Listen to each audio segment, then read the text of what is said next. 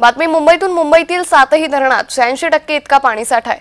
बुधवारी सायंकाळपासून तानसा तलाव ओव्हरफ्लो झाले। ऊर्ध्व वैतरणा, मोडकसागर, तानसा, मध्य वैतरणा, भातसा, विहार, तुलसी यासाठी धरणातील पाणीसाठा हा 86.88% इतका झालाय। मागील काही दिवसांपासून होत असलेल्या पावसामुळे जलाशयातील पाणी पातळी वाढल्याची माहिती देखील सध्या समोर येते।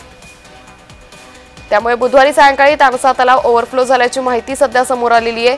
त्यामुळे मुंबईतील 7ही धरणात सध्या 86% इतका पाणीसाठा उपलब्ध असल्याची माहिती आहे। एकंदरीतच मुंबईमध्ये पावसाने सध्या जोर धरल्याचं दिसून येतंय। यामुळे मुंबईतील धरणांच्या पाणी पातळीमध्ये वाढ होतीये।